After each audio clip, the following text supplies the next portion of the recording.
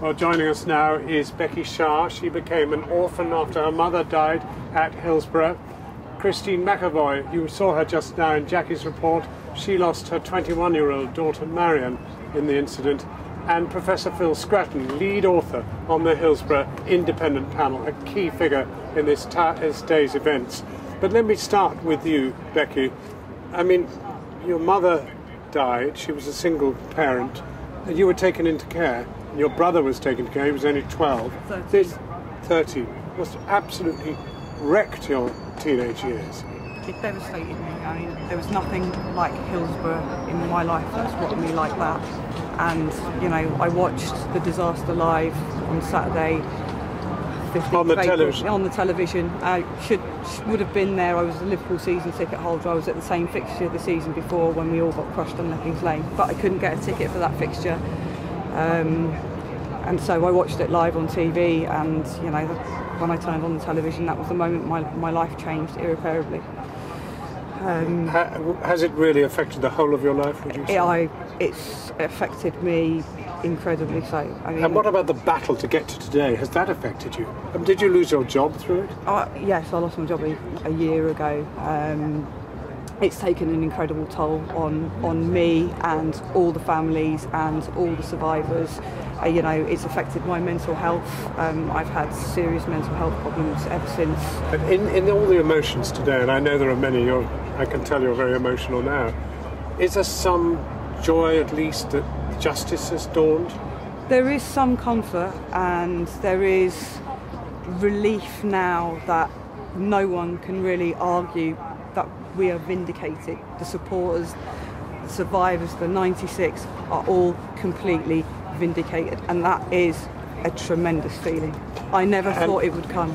Phil, in part, big part, it's down to you. I mean, you led that panel, the independent panel, and it was the independent panel that brought this day of a jury sitting and taking judgment.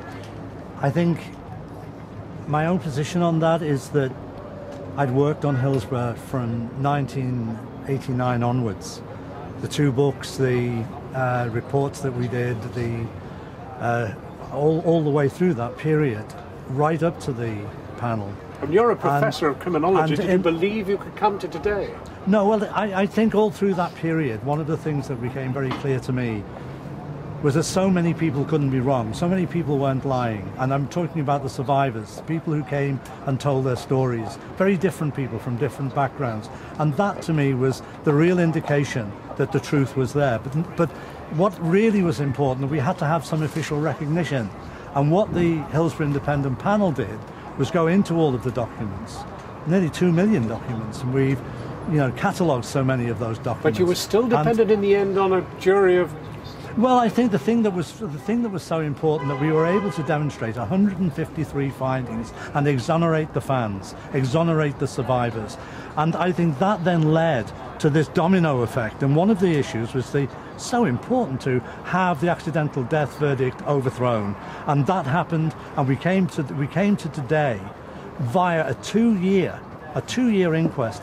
And what I have to say about that is the bereaved and the survivors have been put through that 2 years because those organisations that have been held to account today fought all the way. Right. And that is a really important point. And Christine, how does it feel to you today to be standing here knowing now that nobody lied other than the police and the authorities who were in fact responsible for this disaster? It's good that all of the people all around the world actually now know the truth. We've known the truth from day one. We know what the people were like, we know what the fans were like, we know their stories, and now it's all out in the open and everybody knows. So yeah, it's a great relief to know that. Can you go forward from here? Can it change things? I hope so. Certainly, I'm going to continue the fight. I'm hoping that there will be, you know, criminal prosecutions following this. But don't you need now to keep living your life? Yes, we do, and I think after today we can maybe start to do that. Phil, this is a great day for English justice. I mean, we've got truth, justice up there on the wall behind us. It's also the demonstration of the failure of English justice. The fact that it has taken all this time to get to today shows that the systems that were in position throughout that time were not capable of dealing with something of this magnitude. They were not capable of dealing with the lies. They believed the authorities. And I think what we must take from this is that English justice isn't always perfect. In fact, in situations like this, what we have seen, and at the cost to Becky, at the cost to Marion, at the cost to all the survivors, and at the cost to the bereaved, English justice failed them. And it almost did it again. I mean, the fact that we had inquests strung out over 2 years, that people still wouldn't put up their hands and say we were responsible. That is the damnable thing, isn't it? That the police barrister continued to lie on their behalf, pushing their way through this horrible claim that they were always wrong, that the fans were the people who were wrong, the police were the people who never did anything wrong. Actually, right into the jury. Yes. It's very, very hurtful when somebody does that to you, when you know what the truth is. It's extremely hurtful. Well, I want to thank all three of you very, very warmly for this.